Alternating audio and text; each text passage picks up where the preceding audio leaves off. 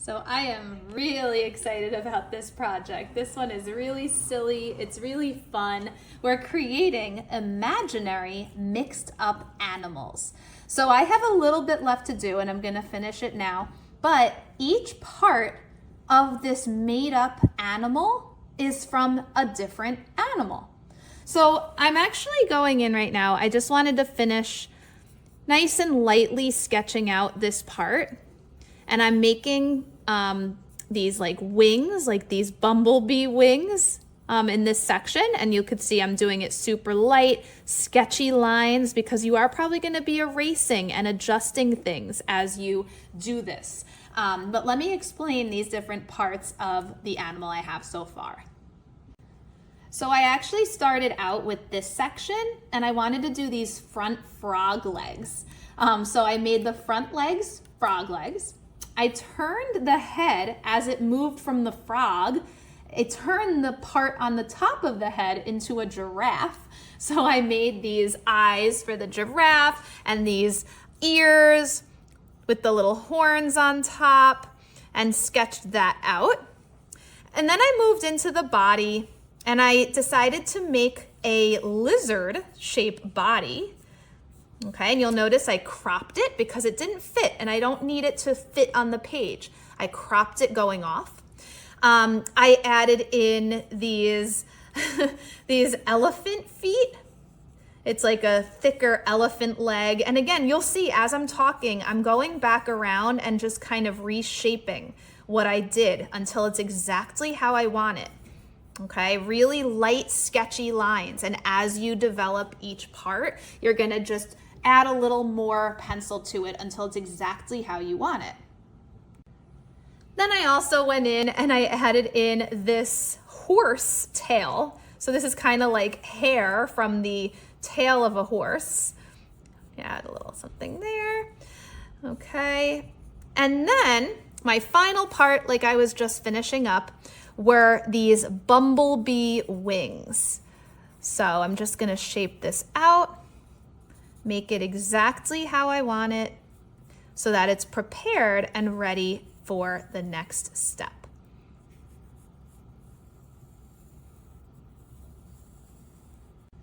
Now you might see the eraser marks, it might be hard on the video, but you can see that there are some parts where I overlapped it, right? Especially like right where this arm is or this leg. I put it in front of the head. The wing on this side, the little bumblebee wing, I put overlapping the body. Same thing with the leg here. I erased this part to make it look like it was in front. So there's really no right or wrong way to draw these really mixed up animals. What's most important is that you're super creative and you are just making something really fun and mixing up all those different pieces from different animals. So go slow, go shape by shape, go feature by feature, and we'll create these really fun designs. Now, after you're done creating the mixed up animal, you want to think about the habitat for your animal. You want to think about where it is. Is it in the sky? Is it climbing on a tree? Is it at a beach? Whatever you want for the background, but we're going to keep it very simple. We don't want to make it too complicated because we are going to be going in with obviously all the colors to do that. So I see the way that my creature here is kind of like propped up. It almost looks like it's on something. So I think I'm gonna make like a rock so that it looks like it's kind of climbing up onto the rock. And I like the way that that is. Actually, I'll make this go up a little higher. And see, that's the beauty of drawing light because you never know when you're gonna need to erase. Okay, and you're gonna just shape it out until you're happy with whatever you're drawing. You could do a tree, you can do a rock, you can do water, it could be underwater. So think about that and sketch out your really basic shapes.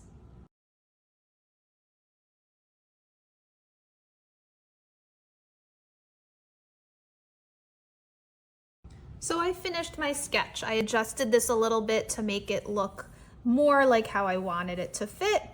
And then I also added in just really simple, they're like little tiny plants, almost like grass.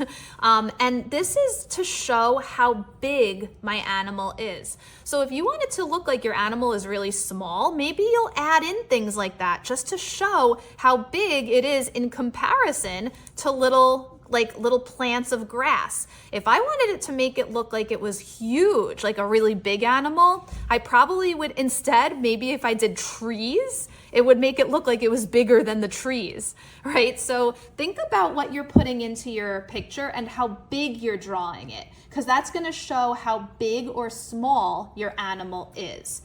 Next, we're going to go in with a black Sharpie, and we are going to trace every single line that we did on our mixed up animal, as well as its habitat. And again, this is why we are drawing really simple. We don't want it to be super complicated. We'll get into that with the colors.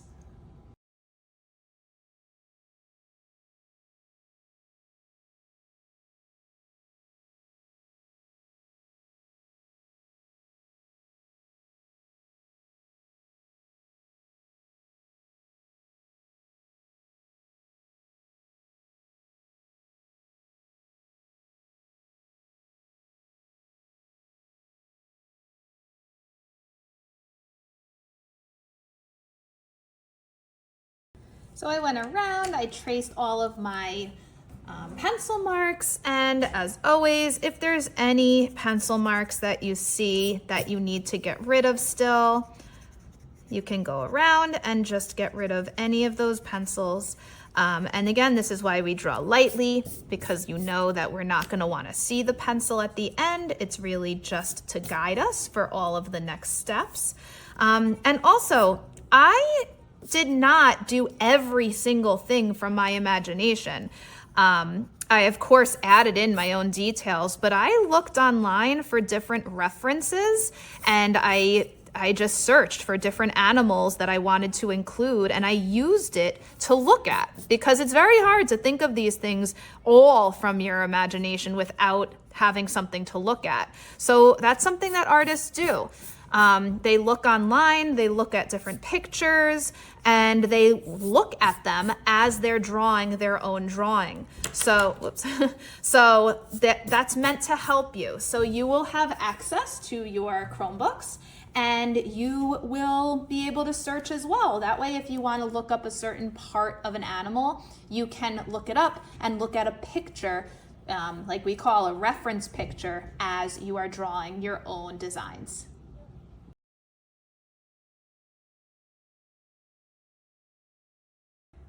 Now we're going to start coloring in our mixed up animals. And we're going to use watercolors for the first step of this. And you'll notice that I have a pan of the watercolors with all the different varieties of color you can use. And then I also have a cup here of liquid watercolors. I'm giving you the option where if you have a lot of one color, especially because you're using bigger paper than I am, if you have a lot of one color, you're gonna use the liquid watercolors instead. And I have a ton of different color options for you with liquid watercolors, just because these will run out really fast if you have a ton to color. So let's say that I'm using the big paper and my big shape for the body, I want to be all green. That's why I have a cup of the green liquid watercolors. I'll use that for the larger sections.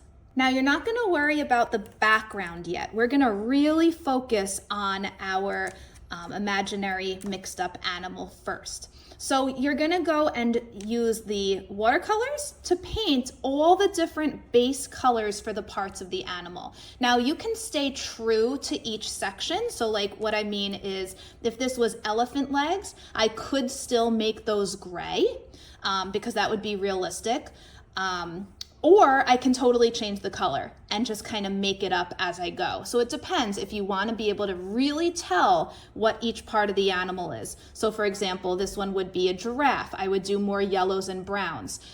This one would be more grays. These are frog legs. They would probably be more green. So think if you want to make it more realistic or totally change the colors to use your imagination.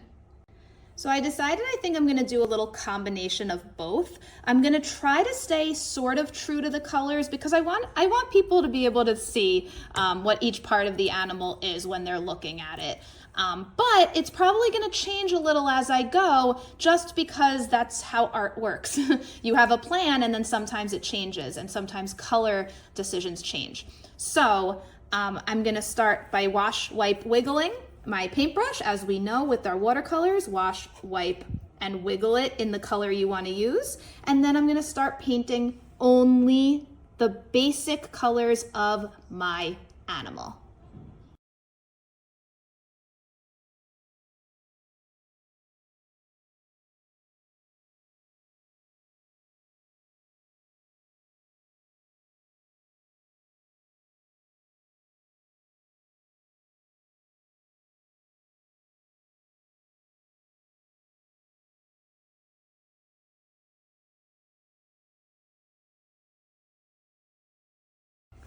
Now you might notice that I left the very small parts empty, and that's because, as we know with watercolors, if everything's wet and you try to do little details next to something that's wet, it's just gonna bleed together. So the colors are just gonna smudge out. You could kind of see that here actually, because when I added the yellow, the blue was still really, really wet. So you want to let this dry a little bit before you go in to touch it up with a lot of the little details, and also to touch up anything that might have bled that you didn't want to happen, or to add your second layer of some shadow or something like that. So I'll go ahead and add in the details that I missed and then also touch up the rest as soon as it's dry. However, you might have noticed that I blended a lot of colors, and that's the benefit of doing something wet on wet. So if this is already wet and I want to blend the colors together, that's a perfect strategy. As long as it's wet, it will blend together. And as long as it's dry, then your colors will stay separate. So you can see I kind of went green into yellow. I went green into blue a little bit, the blue into the gray. So think about the colors that you want blended one into the other, and do that when your paper is wet. And then anything that you don't want that to happen with, any little details, wait till your paper is dry. We want to also mention, you really don't want your brush to be super wet for any smaller detailed parts, okay? Because again, this paint is just going to spread out if it's too wet. So you can also get a paper towel. If doing this is not enough, you can just kind of dry your brush off a little bit on the paper towel, because of course you need water to make watercolors work. However, with less water, you will see, I'll do brown in there, I want it to be more realistic. You will see that it's not going to be as light, and it'll be a little darker. So you can notice the difference between just the browns, right? It's a little darker than the one I did here. Go slow, hold your brush like a pencil, and get in any of those little details that you missed the first time you were painting the larger sections.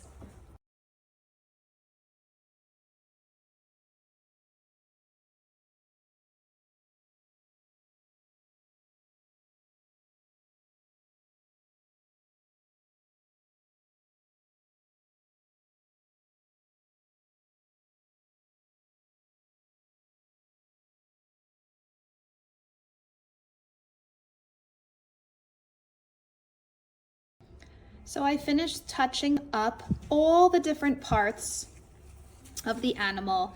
I went in a little bit and added some shadows over here as well. I just touched up some of the spots where I wanted it to be a little darker or a little more blended. And then this step is done. And it doesn't have to be exactly how you want it yet, because we are going to go back on top of this and add in the different textures of the animals or different details that you want to put in. So this is really just your base color of the background of your animal and how it's going to look just when it's filled in with the color. The details are going to come after.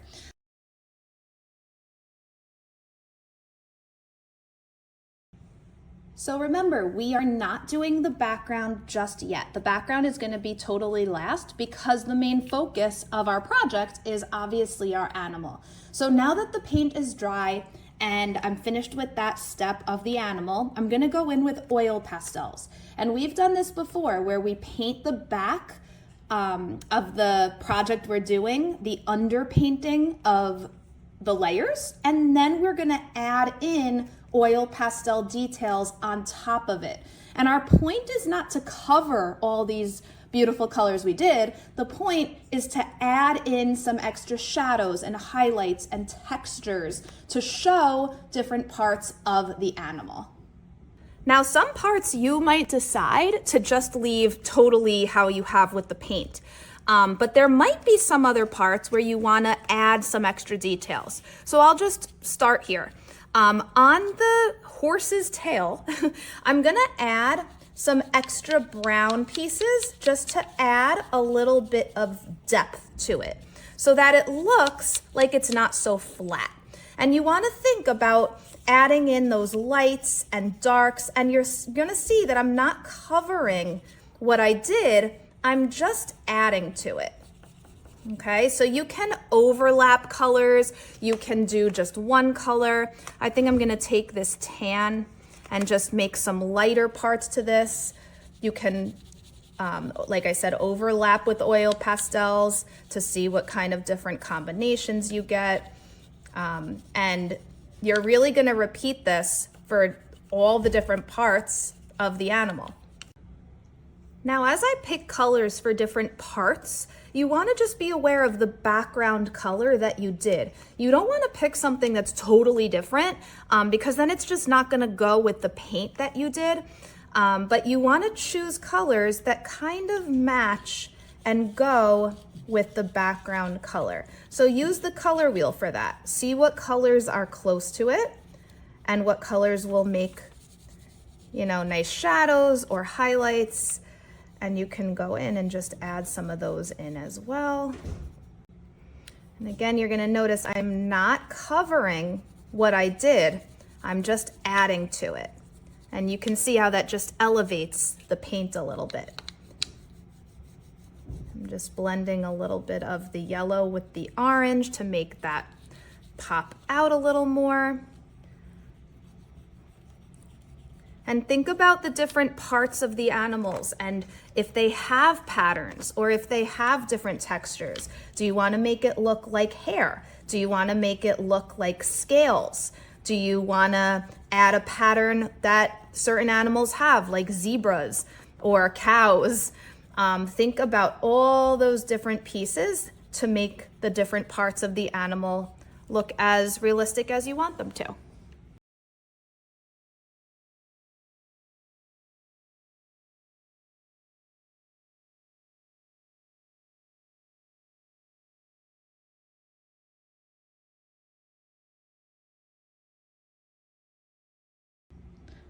Now, obviously I sped that up, but this step takes time. You really want to go around to each part and see where is there a shadow, where's there a highlight. You'll notice that I added shadows in the ears to make it look not so flat. Same thing on the legs. I added some texture to the top of the back. So everyone's is going to be totally different. And just take your time with this step and it's really going to make your animals pop out from the page. And now that the animal is done, now we can go in and touch up the background and add any colors that you want to the background. But the biggest thing is we want to make sure that we keep this as the focus. So we want to keep the background colorful but simple. So I would suggest picking one color for your sky, one color for your ground or whatever you have. Maybe you're underwater and then it would just be like blues, maybe some greens. Maybe it's in a desert, then you can do more tans and browns. Maybe it's on grass. So think about where your animal is and what basic colors you can add to each of those parts. And also now that this is dry, we don't have to worry about it smudging with the background. But still be careful as you go around the paint because if you get your paint, the old paint, too wet, it is going to bleed into the background color. So go carefully and slowly, and you can rotate your paper as you need to.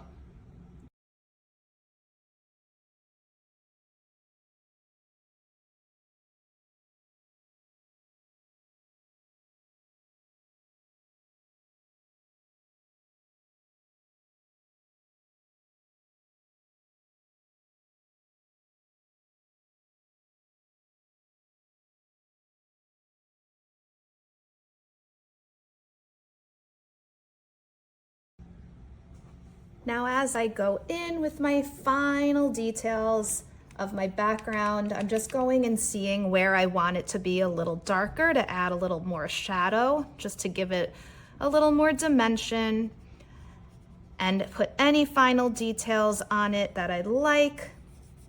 And then your project is going to be done. And after you're done painting your background, if you would like, you can also double check that the oil pastel is totally finished too, that there's nothing else extra that you'd like to add. And just go slow. See what you come up with. It's going to come out really amazing if you take your time.